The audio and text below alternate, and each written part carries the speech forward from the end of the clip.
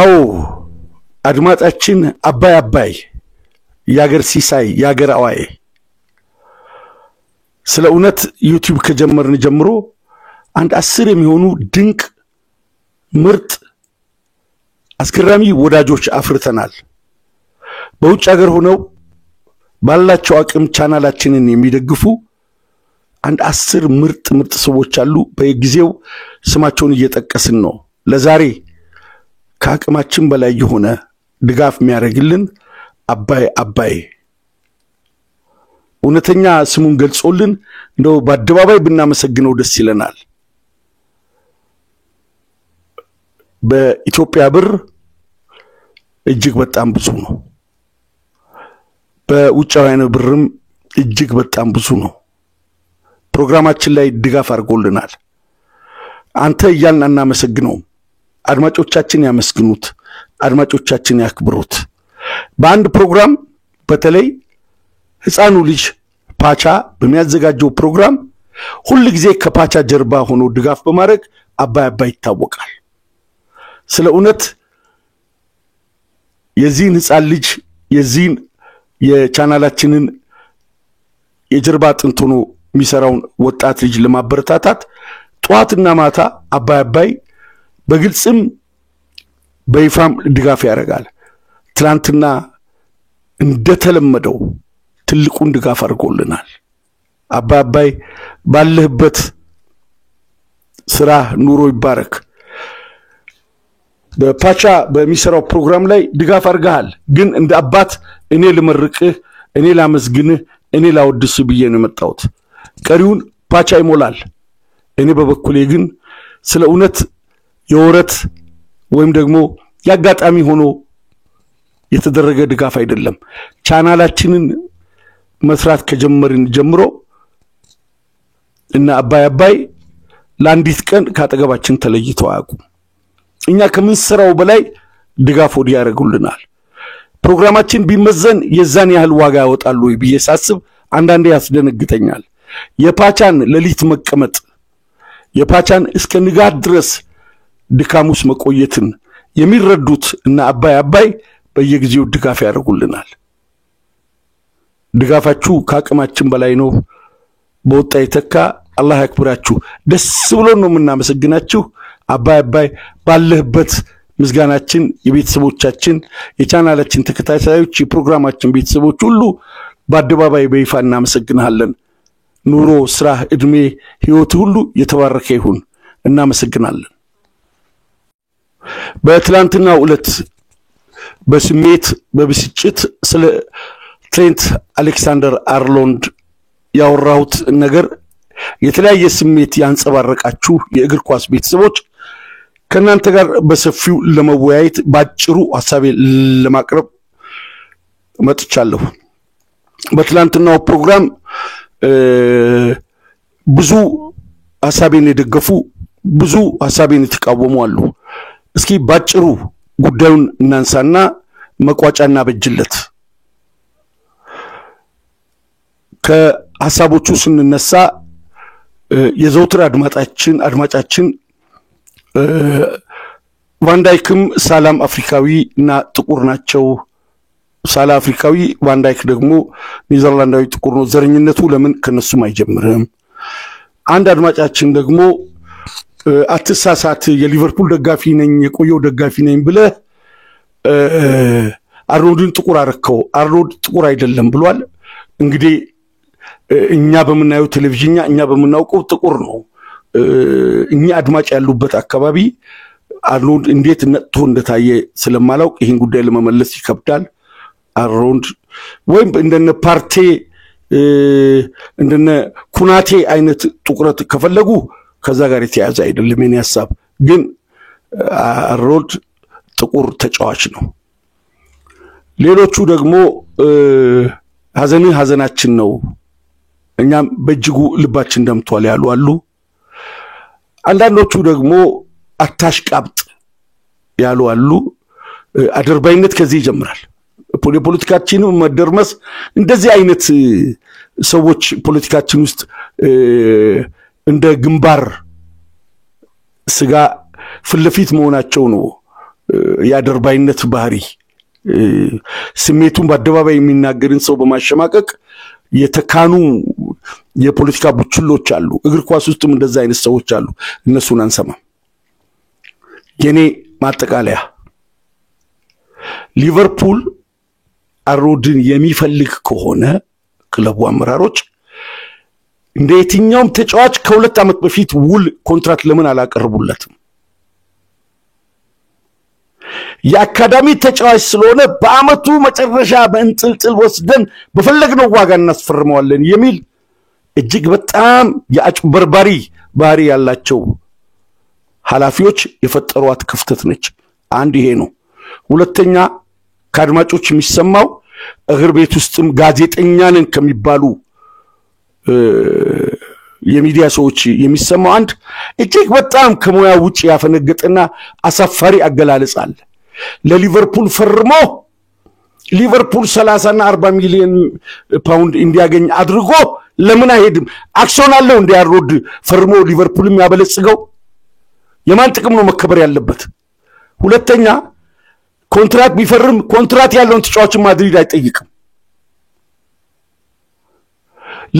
ለመሸጥ ከታሰበ ለምንድን ነው የሚፈርመው የሊቨርፑል ሐላፊዎች አሁን ኩናቴን ኮንትራክት ያነጋገሩት ነው 2 አመት ሲቀረው ነው ከዚህ በፊትም የአርሎንድ ኮንትራክት የታደሰው አሁን ግን የአካዳሚ ተጫዋች ስለሆነ የትም አይሄድም እንደፈለገው እናረጋለን በሚል የመጨረሻው አመት ተጠበቁ የመጨረሻውን አመት ኮንትራክቱን እሱ አጨርሶ የአንዷን አመት ያለ ኮንትራክት ተጫውቶ በነፃ የመልቀቅ መብት እንዲያገኝ ለምን ፈቀዱለት 2 አመት ሲቀረው ኮንትራክት በማቅረብ ማስገደድ ይቻላል አይ አልፈርምም ልቤ ወደ ማድሪድ ለሚተንጠልጥሏል ካለ ውል ስላለው መሸጥ ይችላሉ የዛኔ ግልጋሎቱንም ፈልገው ገንዘብም ፈልገው በአመቱ መጨረሻ ላይም ደግሞ የትም አይሄድም ብሎ ለማስፈረምም ፈልገው ይሄ እግር ኳሳዊ አይደለም ይሄ ፖለቲካዊም አይደለም ይሄ እጅግ በጣም የተስገበገበ የእንግሊዛውያንና የአሜሪካውያን የገንዘብ የነዋይ ፍቅር እሳቤ ነው አድማጮች አሁንም በግልጽ ማወቅ ያለብን አንድ ነጥብ አለ የሻምፒየንስ ሊግን ከቤኒቴዝ ጋር በመከራ ያሳካው ካራገር የፕሪሚየር ሊግ ዋንጫ ሳሳካ ጫማውን ሰቅሎ ጥሉ ለፍላፊ ሆኗል ጥሩ አደርባይ ሆኗል ከጋሪ ኔቭል ጋር ትንታኔው አንዳንድ ጊዜ ይመቻል አንዳንድ ጊዜ ግን በውስጣዊ ረሃብ በዋንጫ እጦት የሱን ጠኔ በአደባባይ ለሌሎቹ ያቀረሻል አርኖልድ በአደባባይ እንዲወገዝ ካደረጉ ሰዎች አንዱ ጂሚ ካራገር ነው በደንብ የሐሳቤ መነሻ የሐሳቤ መቋጫ የሐሳቤ ዋና መግደርደሪያና እምብርት ልብ እዚህ ጋር ነው ሊቨርፑሎች ልጃቸውን ያሳደጉት ልጅ የሚፈልጉ ከሆነ እንደማንኛውም ተጫዋች 2 አመት ሲቀር አዲስ ውል ይሰጣል አልፈልግም አንድ ሌላ ክለብ መጫወት ፈልጋለሁ 2 የሚሰጠኝ ገንዘብና ጥቅም አንሷል 3 ሌላ ቻሌንጅ ፈልጋለሁ ካለ ክለቡ የፎይታ ጊዜ ስለሚያገኝ ይሸጣዋል የወቅቱ የመሸጫ ዋጋ እንደ ስቶክ ኤክስቼንጅ በአደባባይ ይታወቃል ይሄን ያቀረበ ተጫዋች አርኖልድ መውሰድ ይችላል ማለት ይቻላል ነገር ግን ያ የመብት ጊዜያቸው ካለፈ በኋላ አንዷን የጥሞና አመት ጨርሶ እሱ ነፃ ሲሆን በክለቡ ደጋፊዎች እንደ ጄራርድ አልሆነም በሚል በማሳቀቅ ውል ለማስፈረም የሚደረገው ኢሞራላዊ ነው እዚህ ጋር በጣም ልናደንቅ የሚገባው ትሬንት አሌክሳንደር አርኖልድን ነው እንዴ ከዚህ በፊት እኮ ሲፈርም ከ2 አመት በፊት ነው ኮንትራክት የቀረበለት ማንንም ተጫዋች ተመልከቱ 2 አመት ሲቀረው የውል ማደሻ ይቀርብለታል ካምቤል በቶትናም ያለ ይሄ ውል ቀረበለት ኖ በነፃ ወደ አርሴናል ሄዳሉ አለ ሄደ ቀደም ብሎ ማቅረብ ይቻላል ሌሎቹ ደግሞ ኮንትራክታቸውን ገዝተው የሚሄዱም አሉ እኮ ግን ለአርኖልድ 2 አመት ሙሉ ሳያቀርቡ ጠብቀው በመጨረሻ አቅርበው እሱም ቢያለ አንዳንድ ያገሬ የዋህ ተመልካቾች ያሳደገውን ክለብ እሺ በገንዘብ ጠቅሞት ቢሄድ እሺ ፈረመ ውል አደሰ መሸጫ ዋጋ 40 ወይ 50 ሚሊዮን ይሆናል ማድሪድ ይጠይቀዋል ወይ ማድሪድ እኮ አሁን እንደዚህ የጠየቀው በነፃ የውል ስምምነት ከክለቡ ስለሚለቅ ደሞዙን በማሻሻል ተጫዋቹን ለማዘዋወር ነው ኮንትራት ቢኖረው ማንንም ሊገዛው አይችልም ላይፈልገው ይችላል ሊቨርፑሎችም ይሄንን ያውቃሉ ይሄ ደግሞ የአሮድ ፍላጎት መሆን አለበት ወይ የክለቡ የፋይናንስ ኃላፊዎች እሱ ኳሱን ይጫወት ወይስ በኤጀንቱ አማካይነት ስለውሉ ይጨነቅ ያ የአመራሮቹ ችግር የፈጠረው ጉዳይ ተረስቶ ያ የባርሴሎና 3-0 ሲቀለብሱ ለኦሪጊ የሰጠው አሮድ ውለታ ተረስቶ ያ እንደ ማንቸስተር ሲቲ እና ቼልሲ ላይ እንደዛ አይነት ግቦችን አግብቶ ከመከራና ከጭንቅ ያወጣ ልጅ ተረስቶ ያ ለሳላ ለማኔና ለፈርሚኖ ረጅም ኳሶችን የሚሰጠው ልጅ ያ ውለታው ተረስቶ ገና የ66 ቁጥር ማስታወቂያ በ84 ቁጥሩ ይቀየራል የሚለው ማስታወቂያ ገና ቦርዱ ከመታየቱ በፊት መናፍቃን ደጋፊዎች የስቴቨን ጄራርድን መዝሙር መዘመር ጀመሩ ጄራርድ ታማኝ ነው ጄራርድ በመለያው ውስጥ የነገሰ ክብር ግርማ ሞገስን የታጠቀ ጀግና ነው የሚለው ነገር ስቴዲየም ውስጥ ዘመሩ ስሜታዊ የሊቨርፑል ደጋፊዎች እሱ ላይ መጮህ ጀመሩ ቢቢሲ አሮድ ላይ የተሰማው የተቃውሞ ድምጽ ተገቢ ነው የሚል ቃለ መጠይቅ አድርጓል ገብታችሁ እዩ ዛጋ አብዛኛው እግር ኳስ ቤተሰብ ለትሬንት አሌክሳንደር አርኖልድ ይሄ አይገባም ነው ያሉት አድማጮች እስኪ ያስተውሉ እሱ ላይ ጩኸት ከተጀመረ በኋላ መላው የሊቨርፑል ተጫዋቾች ነግበራስ በሚል ወይም ደግሞ ያ እንደዛ የሚወደደው ልጅ ያ በእንባ የሚጠመቀው ያ ጤንነቱን ማይጠብቀው ያ ድካም አልባው ክሮሶቹ የተመጠኑ ለሊቨርፑል ስራዬ ብቻ ሳይሆን ከፍቅር ተነስቶ የሚታገለው ልጅ እዛ ስቴዲየም ውስጥ እንደ ይሁዳ ሲወገዝ ሁሉም ደነገጡ የሊቨርፑል የጫውታ ሪትም ከሲስተም የወጣው ከዛች ደቂቃ በኋላ ነው ምልክቶቹ ማስተዋል ትችላላችሁ ጫውታውን በድጋሚ ማየት ትችላላችሁ በዚህ መልክ ክህደት መፈጸም ተገቢ ነው ወይ ቢሆን እውነት ቢሆን አሮድ ሊቨርፑልን ክዷል እንበል ደጋፊው ሲሱውለታ መካድ አለበት ወይ ክህደት በክህደት ሊሳካ ሊጠፋፋ ይችላልን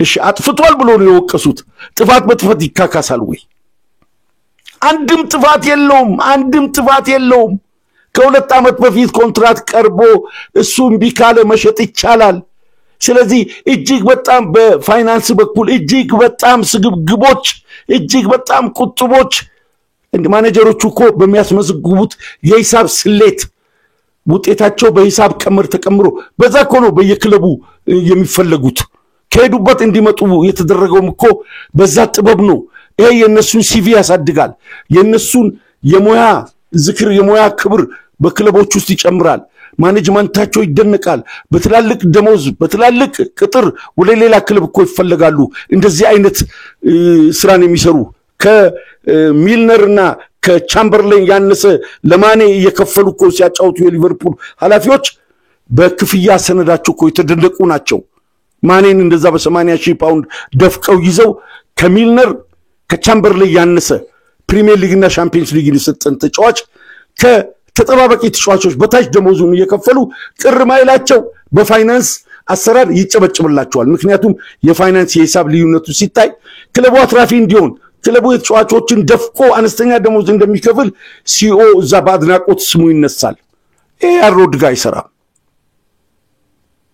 እኔ የፈለገ አመት ልደግፍ አሮድ የሰጠንን አይነት ማንንም ሊሰጠን አይችልም ምን አስቀረ ልጁ በትክክል እነሱ ቢረዱ የፕራይም ታይም የሚባል አለ 26 27 ዓመት 28 ዓመት ለባሎንዶር የሚታጩበት በጥበብ በእውቀት በክህሎት የሚዳብሩበት እግር ኳስ ከስሜት ከጉልበት ከፍጥነት ወጣ ብሎ ረቂቅ ያምሯችንን ክፍል የሚጠቀሙበት እድሜ ነው ያንን እድሜ በትክክል ሊቨርፑሎች ለመጠቀም ጥሩ ታይሚንግ ላይ ነበሩ የ2 ዓመት የ3 ዓመት ቀደም ብሎ ኮንትራት ያለው ማራዘሚያ ቢሰጡ ልጁ እንደወሊል አይችልም ኖ ካለ ደግሞ በወቅቱ 80-90 ሚሊዮን ፓውንድ ገበያ ላይ ልጁ ተፈላጊ ነበር ስለዚህ ዜሮ ቫልዩ እስኪገባ ድረስ ለምን ጠበቁ ይሄም ሊታሰብ ይገባል። ልጁ ስቴዲየም ውስጥ የሚሄዱ ጉዳይ ስለገነፈለ ስለታወቀ ደጋፊው እሱን ተቃወመ እንጂ ልጁ የተያዘበትን መንገድ ነገ ሊቨርፑል ውጤት ያጣ ጊዜ ደጋፊው አመራሮቹ ላይ ይጮሃል። እድሜ ይስጠንና እናያለን። አሁን ዋንጫ ተገኝቷል።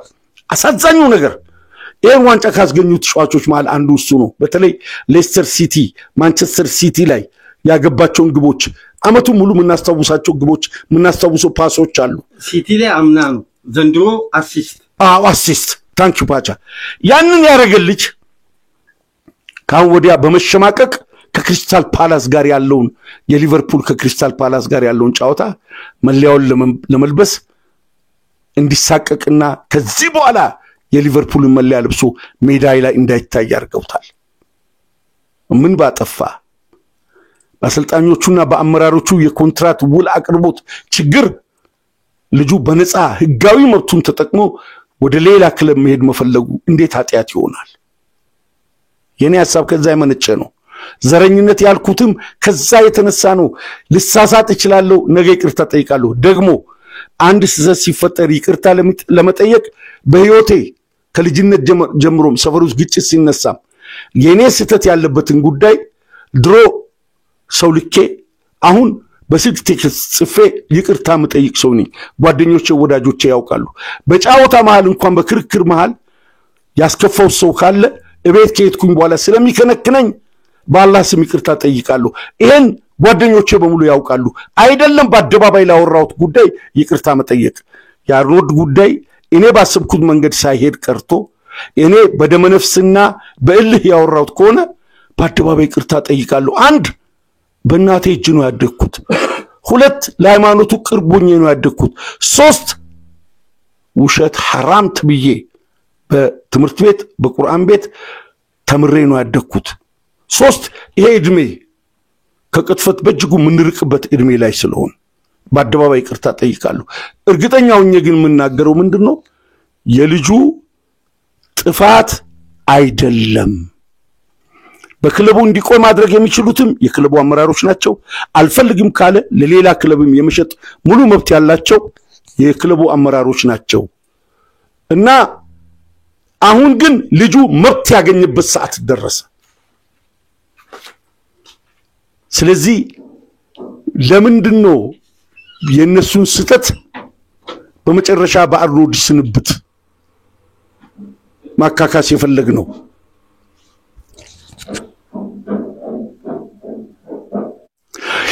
ስለዚህ እንዴት አላሳዘናችሁም አድማጮች? እናቱ ቤት ልጆቹ ፊት ባለቤቱ ፊት እናት አባቱ ፊት አንድ ሰው በአደባባይ እንደ ሌባ ሲወገዝ በመድር ላይ ሌላ ቤት የለውም። በመድር ላይ ሌላ የለበሰው መለያ የለም። በመድር ላይ ሌላ የሚያቀው ስቴዲየም የለም። የስቴዲየሙን ጠረን ከሱ በላይ የሚያቅ የለም። የስቴዲየሙን የእያንዳንዱን የሳሮች ርዝመትና እጥረት ስፋትና ጥበት ካሮንድ በላይ የሚያውቅ የለም። በዛ በነገሰበት በዛ በተወደሰበት በዛ በተወቀሰበት በዛ በተደሰተበት በዛ ባለቀሰበት ስቴዲየም እንደ ሌባ ሲጮህ ከዚህ በላይ ዘረኝነት ከየት ይመጣል? ከዚህ በላይ አሳዛኝ ነገር ከየት ይመጣል? ለዛ ነው ሐሳብ አስተያየት ስትሰጡ ከምን መነሻ እንደሆነ የኛን ሐሳብ እንድትረዱ እንፈልጋለን። ሊቨርፑል ማትረፍ አለበት የሚለው ለማትረፍም የፋይናንስ ሲስተሙ የሚፈቅደው ኃላፊዎቹን ነው። የትሬት አሌክሳንደር አርኖልድ ጉዳይ አይደለም። ሊቨርፑል አተረፈ አከሰረ የሚለው ከማድሪድ የሚገኘውን ገቢ እንዲያገኙ አርኖልድ ሊያመቻች መብትም ዕውቀትም ፍላጎትም ግዴታም የለበትም። ምክንያቱም የፋይናንስ ሲስተሙ እጃቸው ነው ያለው። ከሁለት ዓመት በፊት ኮንትራት አቅርቦ ለባርሴሎናም ለፉላምም ለኤቨርተንም ለኡዝቤክስታንም ለታጂኪስታንም ለኤስኤምኤልም ኤምኤልኤስም ለማንም መሸጥ ይችላሉ። መብታቸው ነው። ዱራንን ለሳውዲ አረቢያ ሸጦ የለ እንደ አስቶን ቪላ በ90 ሚሊዮን ኮንትራት ስላለው እኮ ነው። ስለዚህ ኮንትራቱን ሳቀርቡለት የመጨረሻው ዓመት በደጋፊው አሳቀውና አዋርደው የአካዳሚ ልጅ ነው የትም አይሄድም በሚል ኖ የጉልበት ብዝበዛ ድሮ ቀረ። አካዳሚ ምናምን የሚል ነገር የለም። የላቡን ያጥንቱን የውስጡን የስትንፋሱን ሰጥቷል ለክለቡ። ይሄ ነገ ይጋለጣል። እነሱ ጮዋል። ይሄ ማክዶናልድ በቀደደው አፋቸው እሱ ላይ ብለዋል። ትላንት ዝም ሲያንጃብብ የነበረበትን አፍኖ በዋንጫ እሱ ደፍኖ በድል አድራጊነት ንጹህ ስካርፕ አድርጎ ወጥተው በአደባባይ እንዲፈነጥዙ ያደረገ ብላቴና ነው ዛሬ የሚጮሁበት። ትላንትና ባደረ ኬክ ቁጫጭና ዝንብ በወረረው አፍ ውስጥ ለማናገር የሚጠየፈው ሊቨርፑል ደጋፊ የነበርን ነው አሮድ ማር በማር ያደረጋቸው፣ በሰው ፊት እንዲፈኩ ያደረጋቸው፣ ከኔ ጭምር በሰው ፊት ደረታችን ነፍተን ሰው እንደሆንን የክለብ ደጋፊ እንደሆንን ማሸነፍ እንደሚቻል እኮ ያሳየን አሮድ ነው። አናውቅም እንዴ?